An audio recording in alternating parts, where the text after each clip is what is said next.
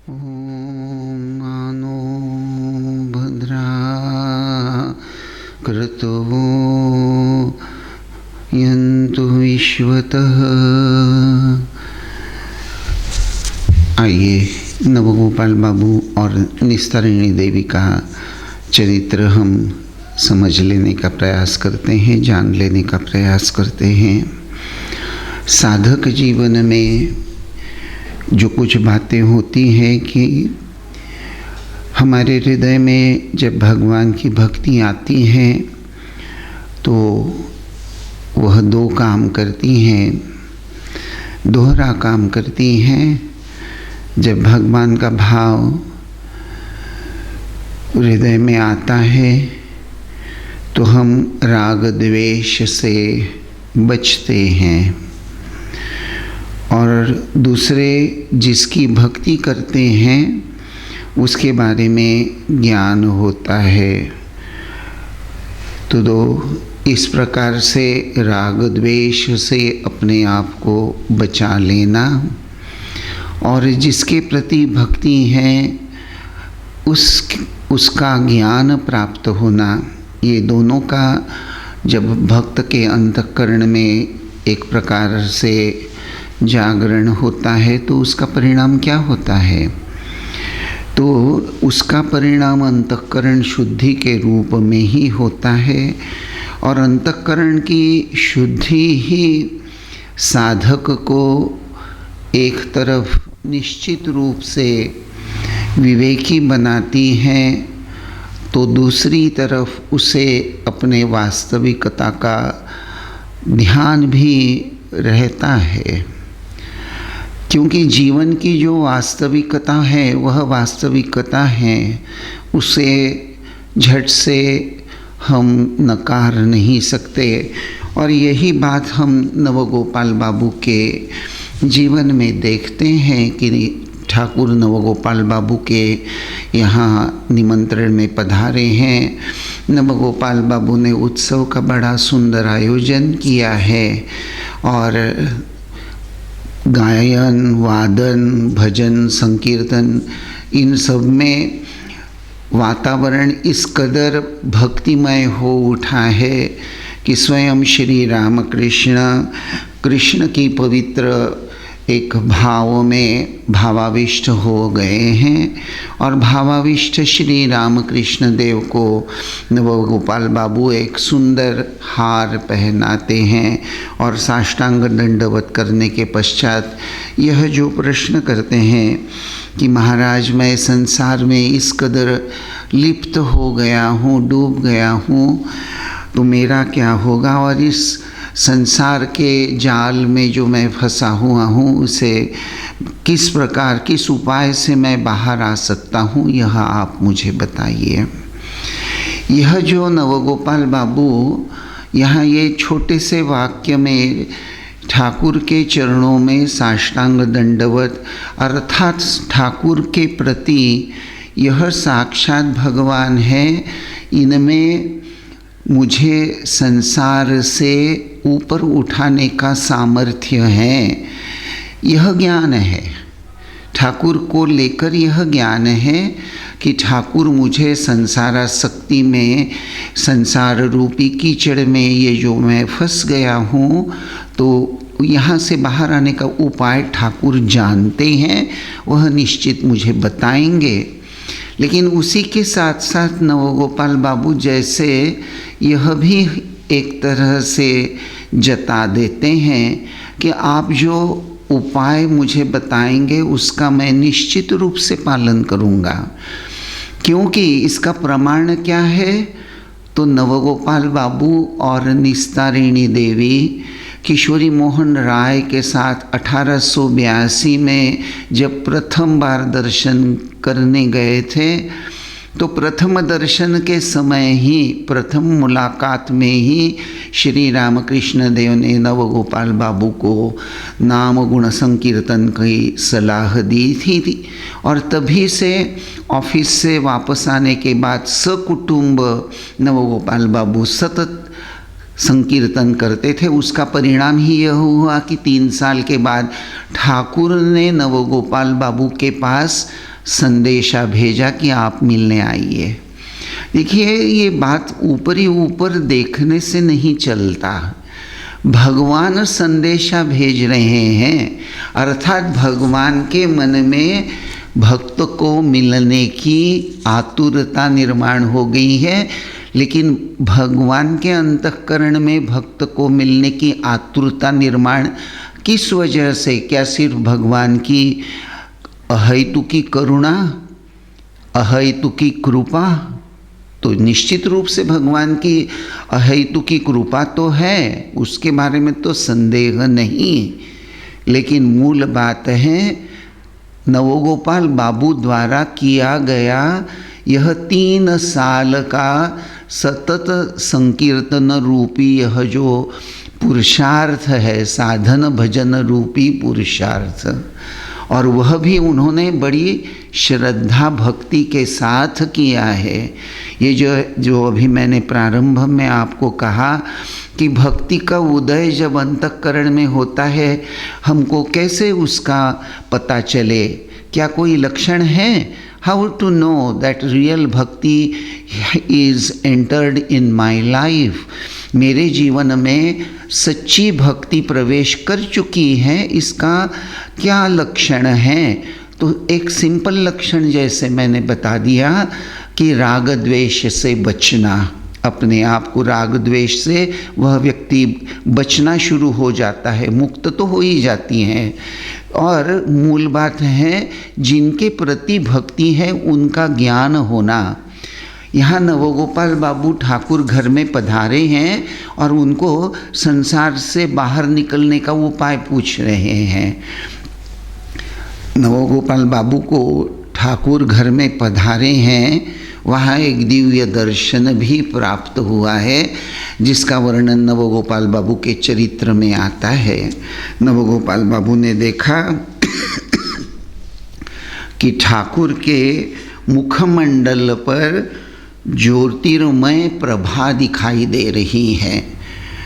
वैसे जब नवगोपाल बाबू ने ठाकुर से उपाय पूछा कि ठाकुर संसार के कीचड़ में इस कदर मैं फंस गया हूँ, कैसे बाहर आऊँ, उपाय बताइए। तो ठाकुर ने उपाय के रूप में जो बात बताई थी कि चिंता मत करो। देखिए, बार बार मैं आप लोगों को यह याद दिलाने का प्रयास कर रहा हूँ कि ये शब्द भगवान के श्रीमुख से आए हैं।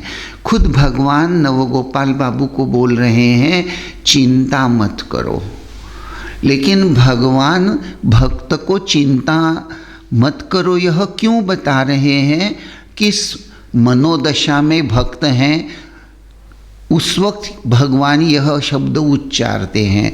नवगोपाल बापू की मनोदशा समझने का यह छोटा सा मेरा प्रयास है, क्योंकि नवगोपाल बाबू की यह मनोदशा अगर हमें समझ में आ जाती है तो हम अपनी मनोदशा को लेकर तुलना करके समझ पाएंगे कि हमको अभी और कितना साधन भजन करना चाहिए और किस कदर ठाकुर के चरणों में, भगवान के चरणों में समर्पित होकर वह करना चाहिए। यह हमको समझ लेना है। यह कब होता है, कैसे होता है?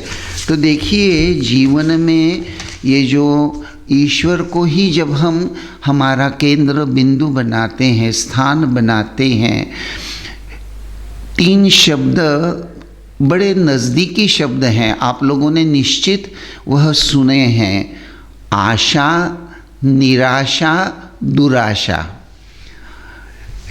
जब व्यक्ति के अंतःकरण में आशा, दुराशा, निराशा सभी का केंद्र भगवान हो जाते हैं।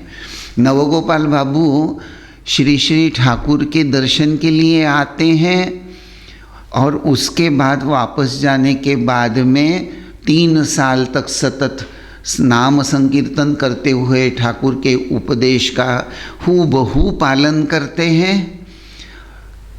यह पालन वह सिर्फ श्रद्धा भक्ति के साथ करते हैं, ऐसा अगर कहें तो गलत नहीं, लेकिन वहाँ नवगोपाल बाबू के अंतःकरण में आशा है। आशा किस बात की है? ठाकुर ने जो उपदेश दिया है उसका पालन करने से मेरा जीवन धन्य होगा, सफल होगा, यह हो गई आशा। और साधन भजन चल रहा है, संसार के कर्तव्य कर्मों को भी निभाया जा रहा है, सब कुछ हो रहा है। और इसी दौरान अंतःकरण में नवगोपाल बाबू को यह समझ में भी आ रहा है कि पूरी तरह से वे संसार से अलिप्त अनासक्त नहीं हैं। उनकी आसक्ति अभी भी सांसारिक बातों को लेकर है। और अगर यह बात है तो नवगोपाल बाबू शायद यह समझ रहे हैं कि सांसारिक आसक्ति अगर हृदय में रही तो आध्यात्मिक उन्नति तो नहीं होगी। सांसारिक आसक्ति, विषय चिंतन आध्यात्मिक उन्नति में बाधा डालता है, तो मेरा क्या होगा? यह दुराशा है, निराशा है। दुराशा और निराशा वैसे अपने आप में बहुत नज़दीकी रिश्ता रखती हैं। नज़दीकी या दोनों एक ही प्रकार का, एक ही भाव का अलग अलग ढंग से बोलना है, ऐसा अगर कहें तो गलत नहीं होगा। बहुत सटल अंतर हैं, लेकिन मूल प्रश्न है 1 जनवरी को नवगोपाल बाबू ने ठाकुर से कहा प्रणाम करते हुए, ठाकुर मेरा क्या होगा? देखिए, इसके बीच में ये जो प्रसंग आया है कि ठाकुर नवगोपाल बाबू के घर में पधारे हैं और उनको उन्होंने बताया है चिंता मत करो, तुम संसार में अटके हुए हो, बाहर आने का उपाय मुझसे पूछ रहे हो। ठाकुर के पहले शब्द थे चिंता मत करो। और ठाकुर वहाँ उपाय के रूप में क्या बोलते हैं? खुद को दिखाकर कहते हैं यहाँ का स्मरण करते रहना। यहाँ का अर्थात श्री ठाकुर का। तो सरल उपाय तो ठाकुर ने बता ही दिया है, और उस उपाय का नवगोपाल बाबू ने पालन निश्चित रूप से किया होगा। क्यों किया होगा? उसका एक आभास यहाँ नवगोपाल बाबू को, वह ठाकुर उनके घर में पधारे हैं, उत्सव हो रहा है, नवगोपाल बाबू देखते हैं कि ठाकुर का ज्योति मंडल, मुखमंडल संपूर्ण ज्योति से उज्जवल हो गया है। पहले तो उन्हें ऐसा लगा कि ये मेरी दृष्टि का भ्रम है। देखो, संशय निर्माण होना यह एक स्वाभाविक मनुष्य जीवन की प्रवृत्ति होती है। शायद बहुत बार बहुत सुख आने के बाद भी मनुष्य सोचता है कि क्या यह सुख सत्य है।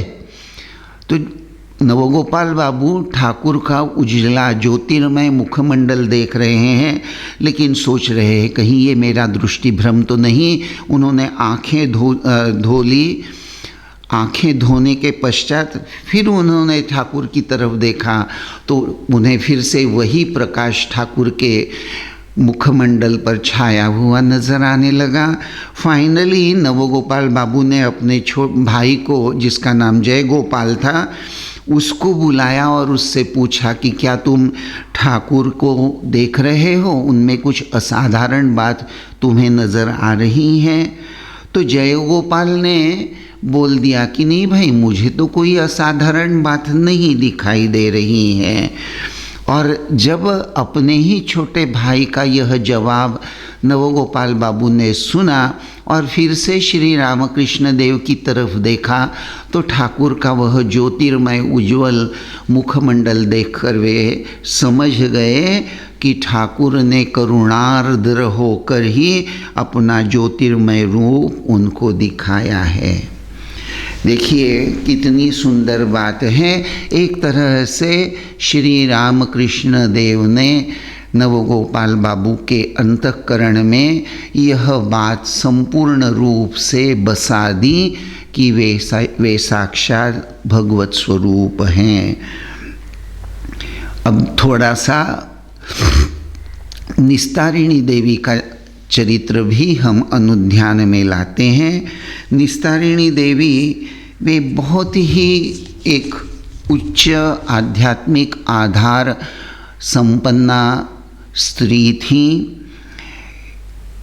खुद स्वयं श्री रामकृष्ण निस्तारिणी देवी के संदर्भ में कहा करते थे कि देखिए वह एक उन्नत आत्मा है। जगन माता के जो दश महाविद्या के जो अवतार है, 10 अवतार जो है जगन माता के, जिनको शास्त्र में देवी भागवत इत्यादि में दश महाविद्या कहा जाता है, श्री रामकृष्ण स्वयं कहते हैं कि निस्तारिणी देवी दश महाविद्या के एक का अंशावतार है। और फिर ठाकुर यह भी जानते थे, देखिए आध्यात्मिक उन्नति में सरलता एक बहुत बड़ा गुण कहलाता है। निस्तारिणी देवी श्री रामकृष्ण देव के साथ उनका जो आचरण था, ऐसा अगर हम कहें, बहुत ही सीधी साधी महिला श्री रामकृष्ण देव को साक्षात गुरु, साक्षात भगवान समझकर बड़ी ही सहजता के साथ उनके साथ पेश आ रही हैं। साधु जीवन में यह सरलता और एक तरह से खुलापन, भगवान के साथ अपने मन की बात खुले दिल से बोलना, कोई लुका छुपी नहीं, यह एक अपने आप में बड़ी बात होती है। पवित्रता, सरलता, प्रेम, निस्वार्थ परायणता, ये सद्गुण पूर्व जन्म के बहुत साधन भजन का ही परिणाम होता है कि मनुष्य के जीवन में वे सक्रिय नज़र आते हैं। निस्तारिणी देवी के जीवन में भी हम देखते हैं कि पवित्रता, प्रेम, निस्वार्थ परायणता, सरलता, ये सब गुण, सद्गुण अपनी पूरी मात्रा में विद्यमान थे।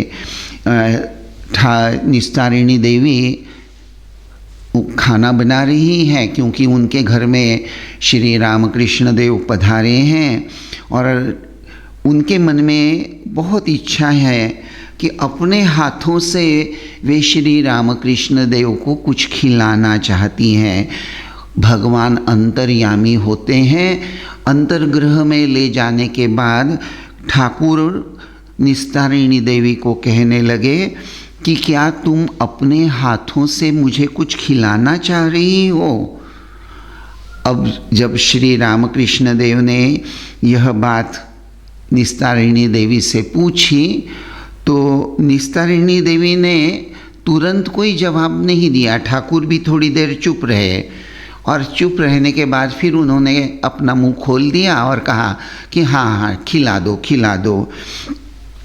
और इस तरह हम देखते हैं कि निस्तारिणी देवी श्री श्री ठाकुर के मुख में कुछ मिठाई खिलाते जा रही हैं। और एक बहुत ही अजीब बात हुई उस समय, जब वह श्री रामकृष्ण देव के श्रीमुख में मिठाई, संदेश नाम की मिठाई ठाकुर को बहुत अच्छी लगती थी, तो मिठाई जब खिला रही थी तो उनको ऐसा लगा कि ठाकुर के अंदर में शायद कोई ऐसा बसा हुआ है जो आकर झट से वह जो खिला रही हैं खाकर फिर से अंदर चली जा रही हैं। और वह देखकर निस्तारिणी देवी कुछ थोड़ी सी घबरा सी गई, लेकिन श्री श्री ठाकुर ने उनके द्वारा खिलाया गया सब मिठाई का, जो अलग अलग मिठाई थी, सब ग्रहण की। और फिर यह बात नीचे, अर्थात ये पहले फ्लोर पर हुई होगी, ऊपर में अंतर्महल में हुई होगी, अंतर्गृह में ले जाकर हुई होगी। बाहर में यह बात जब लोगों को पता चली तो ठाकुर ने वो जो प्रसाद सब लोगों ने बाँट कर बड़े आनंद से ग्रहण कर लिया। लेकिन उसके पहले ठाकुर ने निस्तारिणी देवी को कहा कि ये प्रसाद का कुछ अंश पहले तुम ग्रहण करो, क्योंकि ठाकुर जैसे भली भांति इस बात से परिचित थे कि बाद में प्रसाद के रूप में कुछ बचेगा नहीं। तो श्री रामकृष्ण देव ने इस तरह से निस्तारिणी देवी को अपना प्रसाद भी खिला दिया और उनके मन की इच्छा भी पूर्ण की। वैसे श्री रामकृष्ण देव सभी को अपने पदस्पर्श को यानी उन अपने श्री चरणों को स्पर्श करने नहीं देते थे, लेकिन निस्तारिणी देवी ठाकुर की बहुत लाडली कहना चाहिए लाडली कन्या थी और इसीलिए जब भी निस्तारिणी देवी ठाकुर के दर्शन के लिए जाती थी तो ठाकुर उनको प्रणाम करने देते थे। ठाकुर सर्वज्ञ हैं और भक्तों की व्याकुल प्रार्थना जानते हैं। यह एक घटना निस्तारिणी देवी वह उसकी एक तरह से विटनेस, आई विटनेस जिसको हम अंग्रेज़ी में कहते हैं, उसी तरह से निस्तारिणी देवी उस घटना की आई विटनेस हैं। वह हरि नाम लिया करती थी।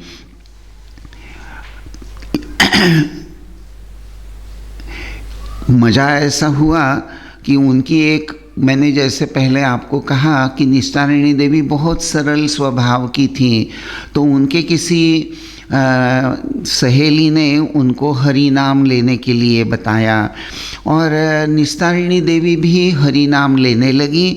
लेकिन हरि नाम लेते लेते एक दिन उनके मन में यह विचार आया कि मैं हरि नाम तो लेती हूँ, लेकिन गुरु अगर नहीं है तो गुरु के बिना तो मुक्ति तो हो नहीं सकती। तो दक्षिणेश्वर में जब वह श्री रामकृष्ण देव के दर्शन के लिए गई तो श्री रामकृष्ण देव तो अंतर्यामी है, उन्होंने निस्तारिणी देवी के मन की द्विधा को जान लिया और धीरे से फिर उनको कहा कि अरे तुम चिंता क्यों करती हो, अरे जो हरि है वही तो गुरु होते हैं। तो निस्तारिणी देवी ठाकुर ने उनके मन की बात समझ ली, यह देखकर बड़ी ही चकित हो गई, आनंदित हो गई, उनका विश्वास भी दृढ़ हो गया। निस्तारिणी देवी एक, ये जो मैंने बताया कि भगवान ठाकुर सर्वज्ञ हैं और भक्त की व्याकुल प्रार्थना को वह निश्चित रूप से रिस्पॉन्स देते हैं, जवाब देते हैं। निस्तारिणी देवी ने एक घटना का वर्णन किया है। रविवार था दक्षिणेश्वर में, उस दिन बहुत से लोग श्री रामकृष्ण देव के दर्शन के लिए आए हुए थे। उनमें से एक बहुत गरीब महिला भी ठाकुर के दर्शन के लिए आई थी। वे 4 रसगुल्ले लेके आई थी, लेकिन वह गरीब महिला जब ठाकुर के कमरे में प्रवेश उसने किया तब उन्होंने देखा कि कमरा तो भक्तों से भरा हुआ है, तो उसका साहस नहीं हुआ कि वह 4 रसगुल्ले ठाकुर को अर्पण करें और उन्होंने दूर से ही ठाकुर का दर्शन किया और बाहर आकर श्री श्री माँ नौबत खाने में जहाँ रहती थी वहाँ आकर वह खूब फुपक फुपक कर रोने लगी और उसके मन में बार बार यही विचार आता रहा कि ये जो 4 रसगुल्ले मैं ले आई हूँ यह मैं ठाकुर को कैसे अर्पण करूं। लेकिन एक ऐसा वर्णन निस्तारिणी देवी कहती है कि अचानक ठाकुर अपने कमरे से बाहर आए और उस गरीब महिला के पास जाकर ठाकुर ने पूछा कि क्यों जी, आपके पास कुछ खाने के लिए कुछ वस्तु है क्या? मुझे बहुत भूख भूख लगी है। तो वो गरीब महिला, उन्होंने हर्षभरित होकर अपने वो जो 4 रसगुल्ले लाए थे वो ठाकुर के सामने रख दिए, और ठाकुर ने पूरे चारों के चारों रसगुल्ले खाकर बड़ी तृप्ति के साथ फिर वे अपने कमरे में चले गए। निस्तारिणी देवी इस घटना का वर्णन सिस्टर देव माता, अमेरिकन डिहोटी जो थी, जिनका नाम लारा ग्लेन करके था, उनको यह घटना निस्तारिणी देवी ने खास करके बताई कि मैंने यह देखा और श्री भगवान कितने सर्वज्ञ होते हैं, ठाकुर कैसे सर्वज्ञ हैं और अपने भक्तों की व्याकुल प्रार्थना सुनते हैं, यह मैंने खुद अपने आँखों से देखा हुआ है। वैसे निस्तारिणी देवी के इष्ट देवता भगवान रामचंद्र थे, तो निस्तारिणी देवी के जीवन में भी यह घटना आती है कि जब एक बार श्री रामकृष्ण देव उनके घर गए हुए थे और उन्होंने जब प्रसाद ग्रहण करने के बाद में, मिठाई ग्रहण करने के बाद में निस्तारिणी देवी को कहा कि प्रणाम करो, तो प्रणाम करने के पश्चात निस्तारिणी देवी ने देखा कि श्री श्री ठाकुर की जगह उनके इष्ट देवता खड़े हुए हैं, रामचंद्र खड़े हुए हैं। तो निस्तारिणी देवी को अपने इष्ट देवता का दर्शन श्री श्री ठाकुर के पूत देह के माध्यम से ही प्राप्त हुआ। उनका जो अंतिम समय का वर्णन है, जैसे पहले भी मैंने कल के इसके पहले प्रवचन में जो कहा था कि 6 फरवरी 1898 इन 1898 स्वामी विवेकानंद जी खुद नवगोपाल बाबू के घर गए थे और उन्होंने ठाकुर के फोटो का पूजन करके वहाँ प्रतिष्ठापना की थी।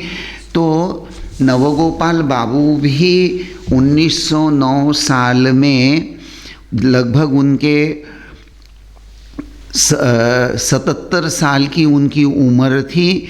तो एक भाव हृदय में धारण करते हुए कि मैं करता नहीं हूँ, ठाकुर ही करता है, ठाकुर की मैं संतान हूँ, वे मेरा रक्षण करेंगे, मुझे शोक करने का कोई कारण नहीं है, मैं उनका नामस्मरण करता रहूँगा।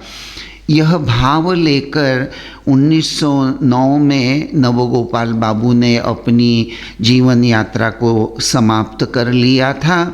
पति निधन के बाद में निस्तारिणी देवी उसके बाद में काफ़ी साल जिंदा थी।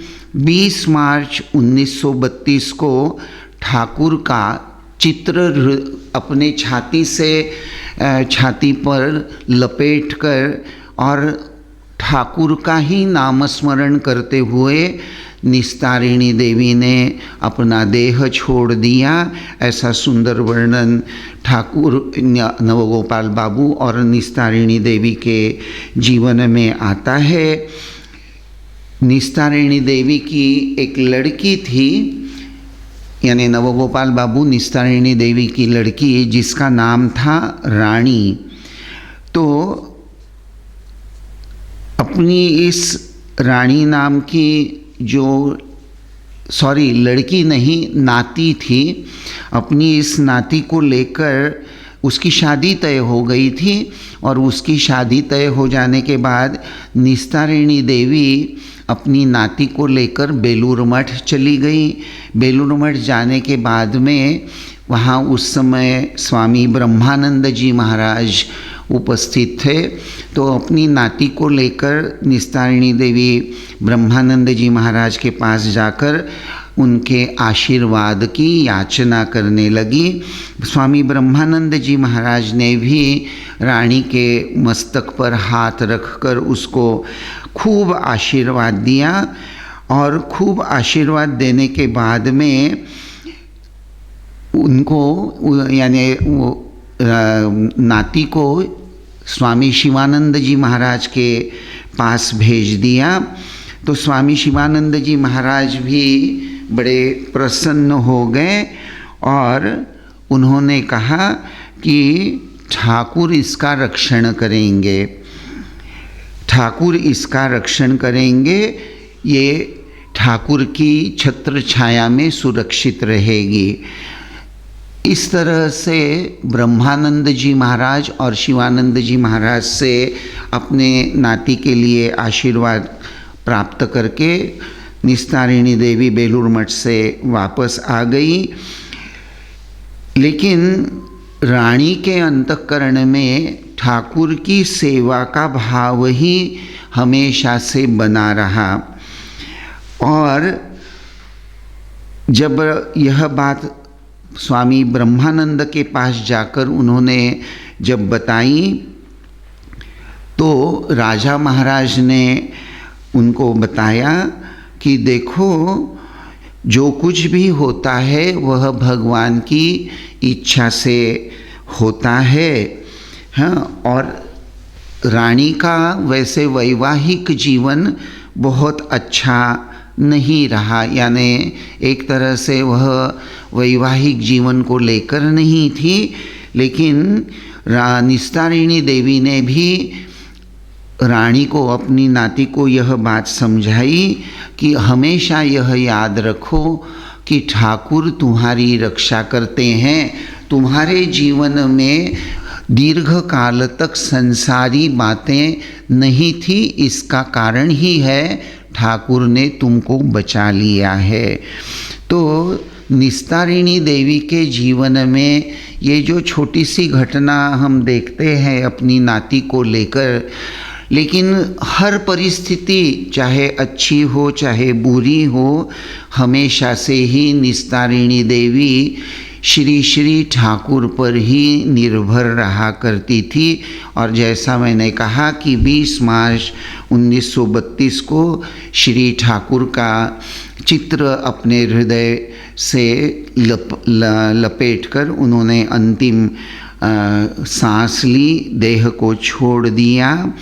एक ऐसा स्वामी शिवानंद महाराज एक सन्यासी को बता रहे थे कि श्री श्री माता जी जब वृंदावन में गई थी और राधा रमन जी के मंदिर में जब आरती हो रही थी, तो आरती के वक्त शिवानंद जी महाराज बोलते हैं कि माता जी ने देखा कि नवगोपाल बाबू की पत्नी अर्थात निस्तारिणी देवी भगवान को चौरी चला रही है। चौरी यानी भगवान को हवा कर रही है, पंखा कर रही है।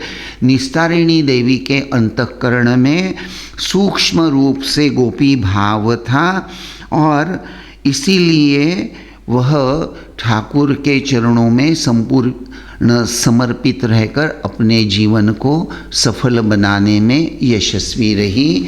यह कहानी है नवगोपाल बाबू और निस्तारिणी देवी, इस दाम्पत्य की जो श्री रामकृष्ण देव के चरणों में समर्पित रहे। ओम शांति शांति शांति। हरि ओम तत्सत। श्री राम कृष्णार्पणमस्तु।